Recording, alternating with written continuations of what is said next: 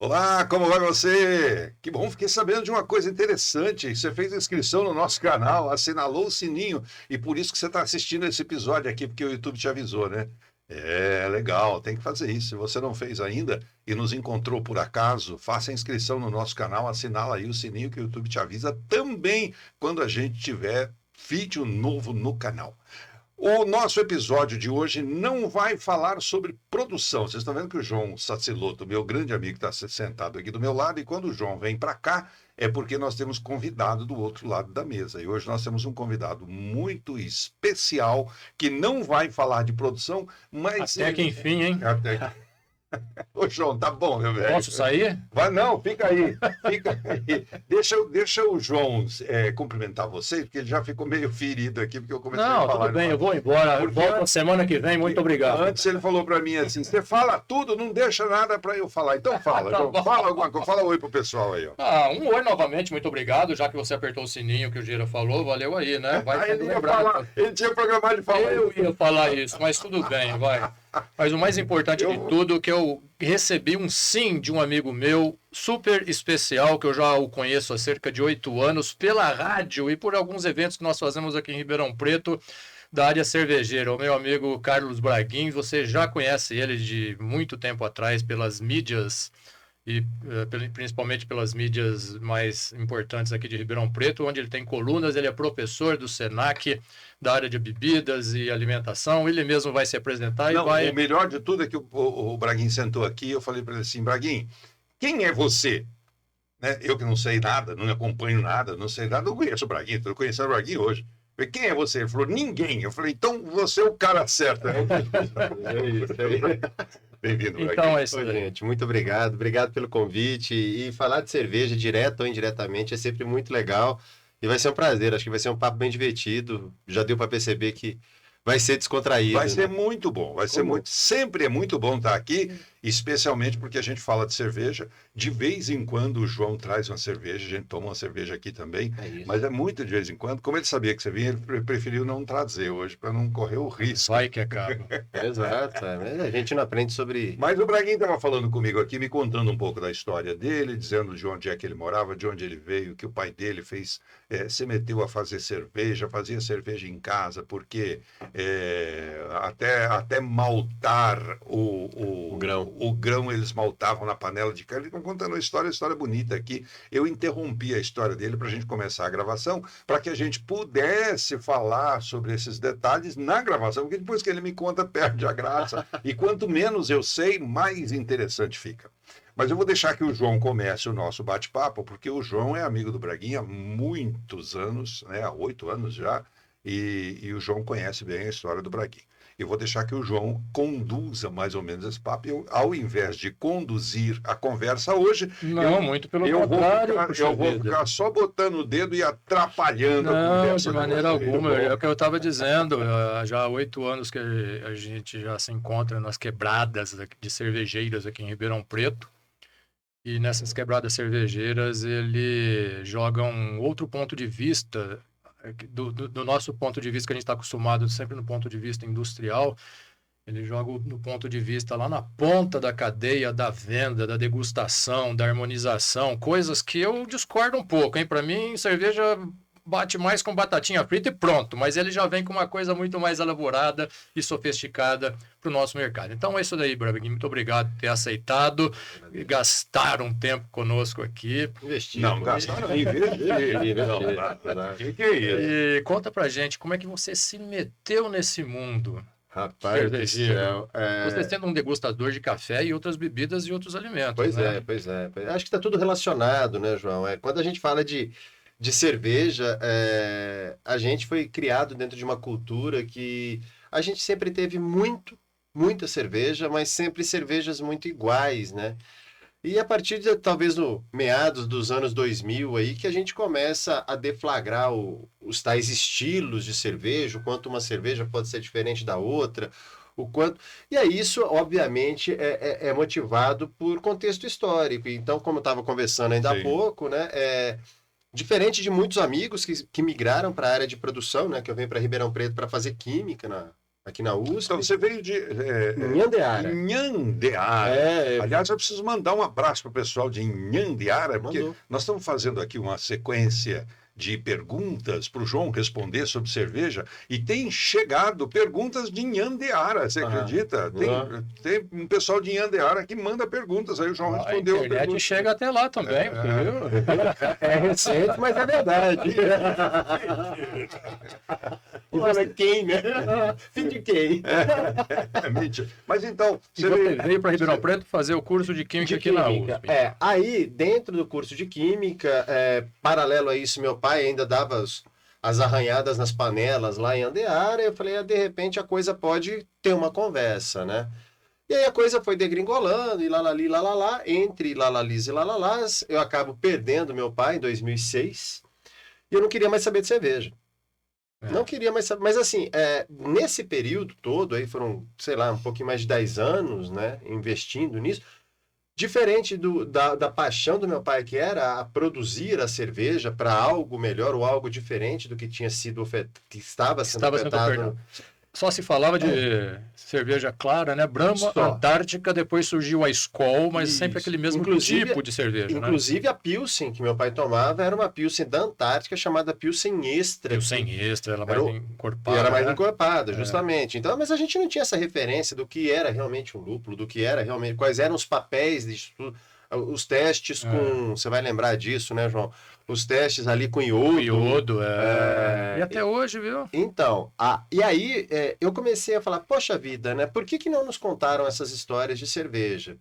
E uma apostila datilografada lá que meu pai arrumou falava de um cara chamado Gambrinos, Rei Gambrinos, né? Eu falei, puxa, então tem algumas histórias. E eu comecei a buscar essas referências e comecei a estudar. O Gambrinos é aquele camarada que... Não, aquele lá é o Duque da Baviera. O Gambrinos é um santo que era patrono desse cara do Duque da Guilherme da Baviera. Eu só estou aqui para arrancar coisa diferente. Isso. E aí eu comecei a estudar, entender. E aí eu vi que tinha uma coisa muito grande. Aí no começo dos anos 90... Quem viveu isso, o ápice era colecionar latinha, né, de cerveja. Mesmo, tinha paredes assim. Isso, e eram os Tuborgs, as Carlsberg, né, Becks. Aquelas latinhas que eram duras até de amassar, né? Duras, e eu tenho uma ainda guardada da escola que ela tem uma coluna de solda na lata. De solda. Era lata de lata. Tem umas histórias maravilhosas com aquilo, porque a gente assistia os filmes de faroeste, o cara pegava a latinha de cerveja e amassava na testa. Esse era macho mesmo. Então, aí no churrasco a gente pegava as nossas latinhas que você tava tentando amassar. E um medo de furar a mão, né? Então, meu Deus. E aí eu comecei a estudar um pouco dessa relação da cerveja com as civilizações. E aí a gente vai ver, busca lá do Antigo Egito, Cinturão Verde, Mesopotâmia. E eu falei, caramba, por que não nos contaram essas histórias, né? Ela não é melhor que o vinho, ela não é pior que o vinho. Eu acho que o grande problema, talvez generalizando, né? Não gosto de ser muito generalista em algumas coisas, mas a gente acaba, para falar bem de alguma coisa, a gente tem que falar necessariamente mal de outra, né? E eu falei, não faz sentido.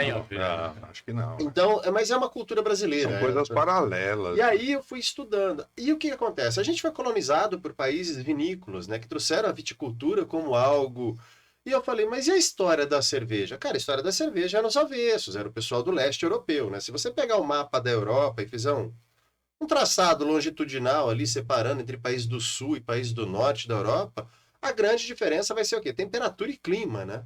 Então quem está no sul, França, Itália, Portugal, que foram Espanha, né? Que colonizaram o Brasil e trouxeram, por uma questão até climática, o vinho como uma bebida nobre.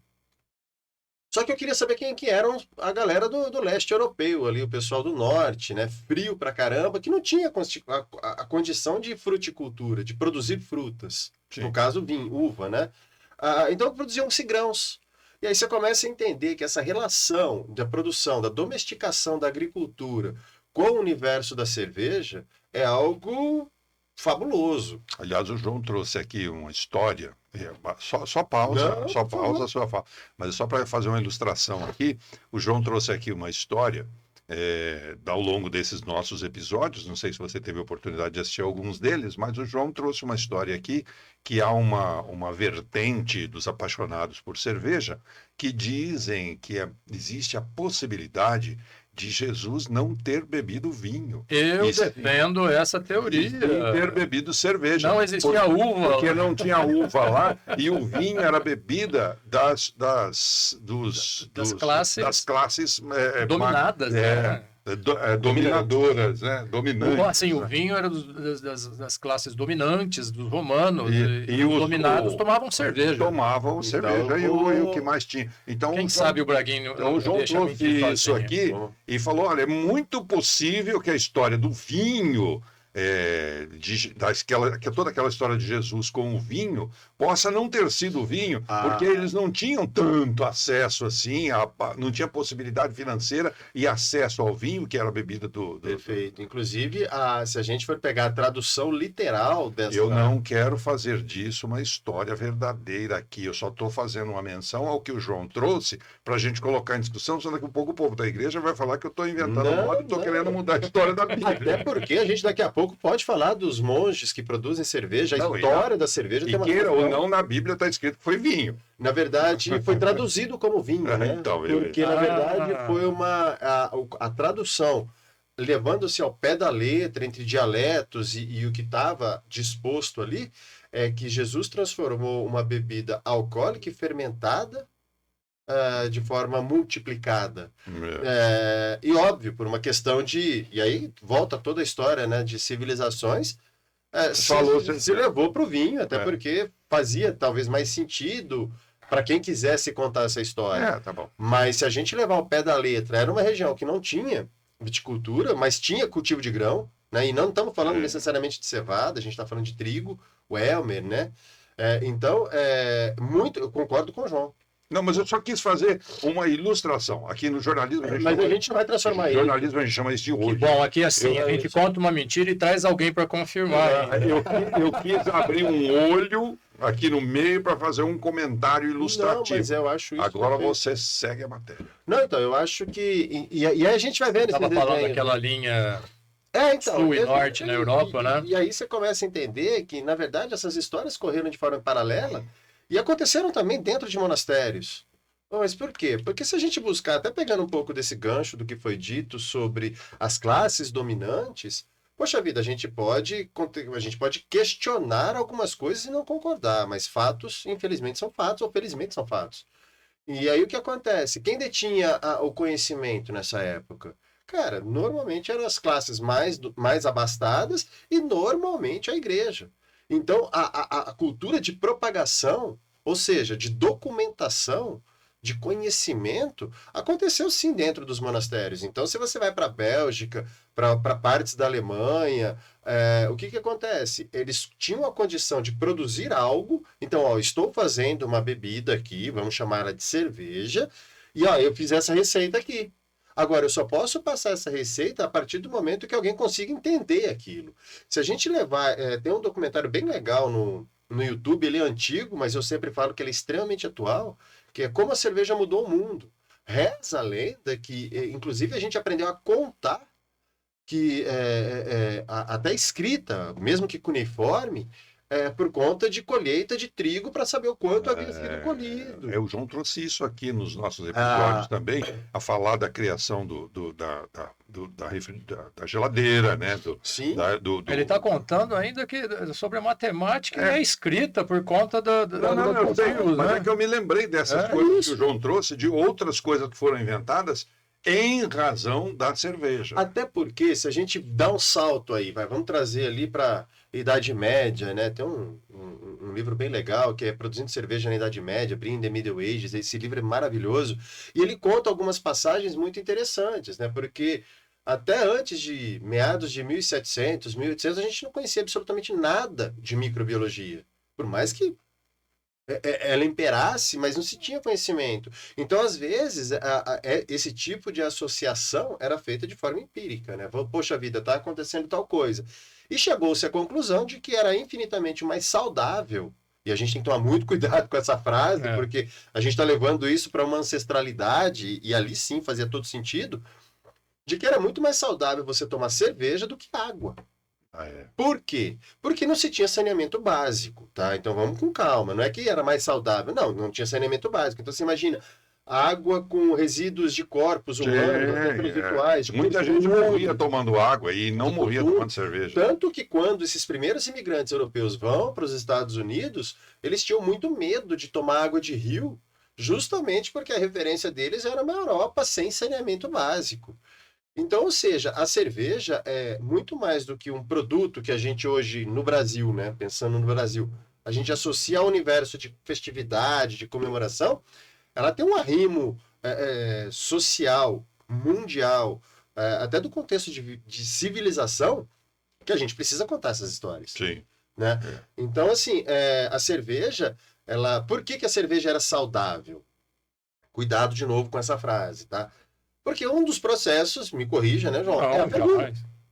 Então, ou seja, você elimina quase todos os patógenos da água com o processo de fervura.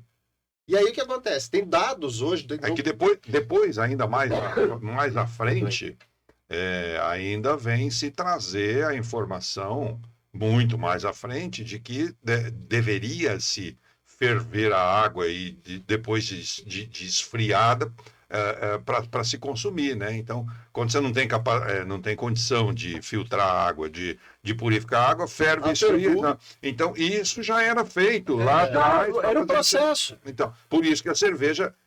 E essa cerveja que todo mundo bebia, até as crianças bebiam, não era aquela cerveja super forte aí com 8, 5% de álcool. Eu não gosto de falar saudável, mas eu vou falar segura. Segura. Pô, perfeito. Melhor do que a palavra saudável. Mas desenvolveram naquelas épocas cervejas com baixos teores alcoólicos, mesmo porque não dava para colocar muita cevada nem malte em 1 litro de cerveja. Então, pela falta do grão, já se produzia cerveja mais fraca de álcool também antigamente. E a fervura salvava. A fervura purificava, né? Isso. Então, assim, e aí esses desenhos, né? E aí aparece, no final da década de 70, um cara chamado Michael Jackson, alusivo, né? Não é o cantor pop, né? Por mais que ele brinque com isso, mas... E esse cara, ele fala, o mundo inteiro faz cerveja. E ele falou, eu vou tentar pôr uma ordem nessa bagunça aqui, eu vou tentar colocar algum tipo de critério. E aí foi quando esse cara, a primeira separação que ele fez foi por leveduras.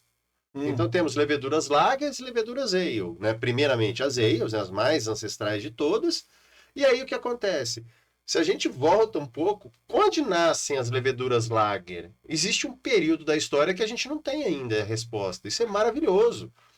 Porque se achou o mesmo esporo numa floresta no Tibete e outra aqui no sul da Argentina.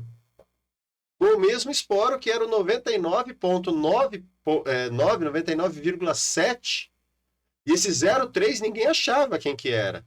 Aí conseguiram entender, e não se entende essa relação de continentes diferentes, de um momento que transporte não existia. Só que o lager, as leveduras lager, ela vem do alemão lagern, que significa o quê? Armazenar. Então, ou seja, a gente acaba criando, né, por uma interferência humana, então a gente pode falar que foi uma seleção artificial de leveduras ale, que toleravam uma temperatura mais baixa para poder fermentar.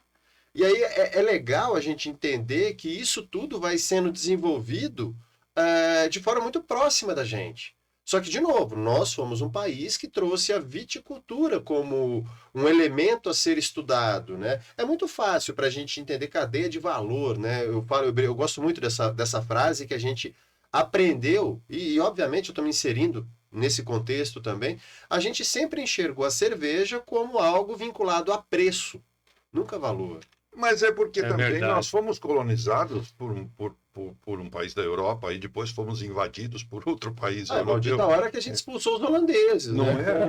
Provavelmente a gente teria boa cerveja mais. E aí a gente tem essa cultura, né, da viticultura aqui. Isso. Essa cultura de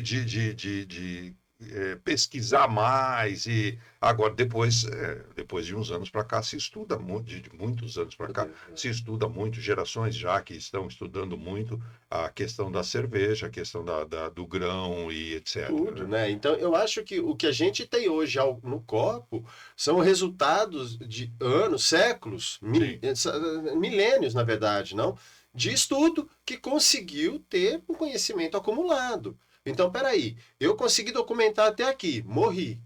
Mas, ó, pega daqui para diante que você vai conseguir. Mas quem que conseguia fazer isso? Quem detinha conhecimento, quem detinha o poder da escrita. Era muito pouco. E normalmente vinculado à igreja. Então, se você vai hoje para a Bélgica, a história belga, ela é, sim, baseada em cultura monástica.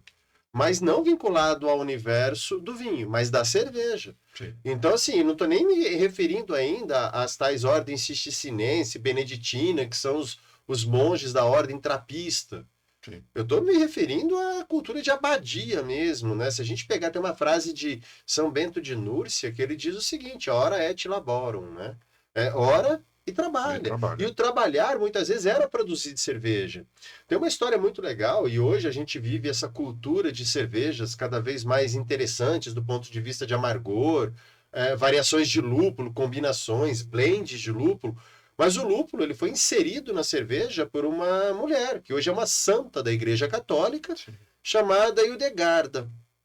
E Hildegard van Bingen, ela era monja beneditina, ela era teóloga, musicóloga, ela era física, botânica, astróloga, uma deusa, uma louca, uma feiticeira. Né? E curiosamente falando... Por isso que mulher sabe fazer tudo ao mesmo tempo, passar batom, olhando o retrovisor e dirigir. Mexer a panela e dar de mamar. Por causa dessa santa Hildegarda aí. Ó. E é tão curioso, porque ela era tratada na Alemanha como Síbila do Reno, do rio Reno. E Síbila é uma palavra maravilhosa. Sabe o que significa? Não. Feiticeira. Feiticeira. Agora, vocês imaginem o contexto desse nosso papo, considerando que uma pessoa que era tratada como síbila justamente pelo conhecimento botânico dela, e por que não dizer conhecimento gastronômico? Claro. E aí o que acontece? Essa mulher tratada como feiticeira se torna uma santa da Igreja Católica, né? Santa Hildegarda, né? E o lúpulo foi inserido? O lúpulo na verdade, inserido não, obviamente, com esse viés que temos hoje, né? De, é uma cerveja mais amarga, um perfil floral. Não. O lúpulo, entre outras características, ele tem uma bacteriostase muito boa, né? Ele é um tremendo de um bactericida. Então, se pensa no lúpulo, num segundo momento, e o primeiro eu vou falar agora, num segundo momento justamente porque vai aumentar a durabilidade da cerveja. Ah, entendi. A ideia do lúpulo ser inserido na cerveja era para conservação. É como se fosse um conservante. Perfeito. E é. Só que, se a gente for dar o passo atrás, e antes do lúpulo? Se eu estou te falando que a gente tem hoje dados de 10 mil anos antes de Cristo, mencionando produção de cerveja. Em alguns 9 mil está sem lúpulo, só 1000 que tem lúpulo. Então, já com esse nome, já tinha esse nome? Já. Cerveja. Não, na verdade, era tratado como um fermentado, né? Não tinha esse nome. Tanto que se a gente buscar algumas expressões, se a gente buscar uma expressão muito legal, que com o passar dos anos ela muda, que é cash. Então imagina o João sai daqui, ele vai ali na Eurobike, compra uma BMW e paga em cash. Cash, dinheiro, né? Mas cash ele deriva de uma expressão egípcia com a letra K, que significava, acredite ou não, cerveja. Que era a forma como o faraó pagava os operários. E, de novo, o contexto não era deixar bêbado, o contexto não... era simplesmente alimentar. Porque se a gente parar e pensar, obviamente, né, sendo generalista de novo, a receita de uma cerveja básica e a receita de um pão básico é a mesma coisa. Então, o que acontece? Nesse período anterior ao uso do lúpulo, se produzia esse fermentado à base de grão. E como é que se conservava isso lá? Se estragava muito rápido. Oração, muita oração. Muita reza. E aí o que acontece? Mas usava um composto de ervas, que era chamado de gruit, né? Antes do lúpulo. Antes do lúpulo, que era para trazer cheiro melhor, né? Um aroma mais interessante e talvez até um viés medicinal. Então, assim, artemisia, milefólio, eram ervas que faziam parte da cultura celta, isso é maravilhoso, que era a cultura das feiticeiras, Entendi. que se usava na gastronomia e resolveram temperar A cerveja. a cerveja com isso. Então, se a gente buscar, principalmente pelos sumérios, a deusa Ninkasi, que era filha direta de Ninhursag, né, que era a deusa, se a gente pegar a tradução de Ninkasi, é alguma coisa como a dama que enche nossas bocas. E ela é a deusa da agricultura, diretamente a deusa da cerveja. Então, se a gente começa a entender que a cultura cervejeira, ela não está assim, ela está vinculada muito mais ao universo, talvez, celta, místico, do que realmente como a gente entendeu a cultura da viticultura no Brasil. Sim. Então, acho que isso foi realmente uma grande mudança e eu preciso aprender mais sobre isso. E por quê? Não sei. Cara, porque... Então, é isso que eu queria dizer. Então, você estava lá, você se deparou com todas essas histórias, você foi ficando mais curioso e foi se aprofundando mais naquilo. E eu te digo, se eu soubesse de tudo isso daí antes de eu saber a química, talvez eu tivesse me metido nesse lado também. E aí, curiosamente... Fiquei sabendo isso 30 anos depois. E curiosamente, assim, aí eu tô aqui um belo dia, né? Eu já não... Eu tinha perdido meu pai, que era toda a minha referência, todo o meu arrimo de história cervejeira. E eu não queria, porque era uma situação meio dolorida. Eu falava, puta, eu queria conversar, mas eu não tenho com quem conversar. Mas a parte técnica, bem dizer, você já tinha, que era toda aquela dificuldade de se obter cerveja em casa, ainda que com gosto ruim, entre aspas, era ruim porque era diferente daquela escola, daquela Brahma que você tomava, então tudo que diferia daquilo era meio que ruim e diferente, né? Perfeito. E você já tinha a técnica e aprendeu da pior maneira, né? Não, tentando. Era empírico. E aí uma coisa muito legal que... Aí um belo dia eu fazia publicidade, eu já tinha parado com a química, eu Tava na publicidade. Tava na publicidade. Os meninos do Vila Dionísio abrem um bar aqui em Ribeirão Então, mas Preto. ele teve todo um embasamento técnico na juventude. Ele teve uma vivência... Não, é muito melhor do que embasamento técnico, ele teve uma vivência. Teve uma vivência técnica, depois uma aquisição de técnicas e formulações e química, um entendimento melhor do que ele acontecia, depois ainda partiu para a parte filosófica da coisa, né? É tão interessante, porque a gente brincou, né? Em Andeara, meu... Por quê? Porque em Neves Paulista, que é uma cidade tão grande quanto em Andeara, ficava... A região metropolitana de Andeara fica... A conurbação, uma conurbação. Faz parte da grande Andeara. Isso, exatamente.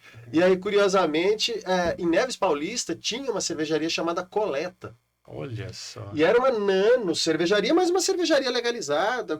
E eles só produziam, era uma quantidade mínima. E era o único restaurante em São Paulo que absorvia toda a produção do cara.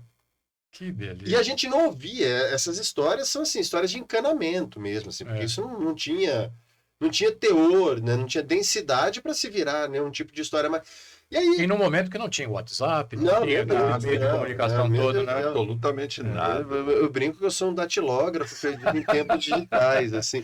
Mas e aí falei, cara, essas histórias são muito legais. Por que cerveja preta? Por que cerveja clara? Por que Mouse Beer? Por que essa santa apareceu? De onde veio tudo isso? Comecei a estudar e aí em 2006 eu perco meu pai e eu parei. Cara, abandonou. Embalsei tudo aquilo ali, fechei, falei, não quero. Acabou. E um belo dia, né? É o que eu falo assim, eu me sinto um cara muito abençoado e privilegiado por algumas situações que eu não procurei, não. Mas que a vida me colocou. Um belo dia, grandes amigos, irmãos meus, que são os meninos do Vila Dionísio, um bar aqui em Ribeirão Preto, já tinha um bar lá em São José do Rio Preto, eles chegam e falam, Braguinho, a gente precisa usar um pouco do que você conhece de cerveja para treinar garçom. Eu falei, Eu, hein? Como assim, cara? Treinar garçom? Eu vou ensinar? Procede totalmente, faz toda a diferença, né? Não, então, aí eu falei, não, é porque ele falou, cara, porque a gente foi nessa onda, e a história dos meninos também é maravilhosa, porque eles abrem um bar para fugir de um único rótulo que se tinha em São José do Rio Preto e de uma música sertaneja. Então eles queriam uma cerveja diferente, quando eu falo diferente, lê-se uma Brahma, Trigo, Weizen, e ouvir um rock. Era isso que eles queriam. Só que tinha uma demanda tão... E começou a aparecer gente, estava na época das importadas chegando no Brasil e tal. E aí o Zanin, né, o Alexandre, vira para mim e fala, Braguinha, nós estamos com 400 rótulos de cerveja aqui dentro, ninguém sabe vender. Ninguém sabe falar o que é aquilo. Ninguém sabe falar o que é isso. Ainda precisamos treinar esse povo. Aí eu falei, Tá, mas... O que eu vou fazer, né? Como que você quer que eu treine esses caras, né? Ele falou, não, cara, conta um pouco de história de cada uma das cervejas que pode ser que dê certo. Cara, e aí o que acontece? Eu me aproximo muito desses caras por conta da cerveja. Posteriormente, vem a história da abertura do bar aqui. Então, eu participei desde a pesquisa, de como tudo isso se desenha. Mas apesar de você ter embausado tudo isso, o seu verbal continuou na mesa dos bares com os amigos. Não, sempre, aí eles te sempre, pensaram sempre. para desembausar tudo isso, O que né? estava na cabeça não é embausado. Gente, o que eu vou fazer agora?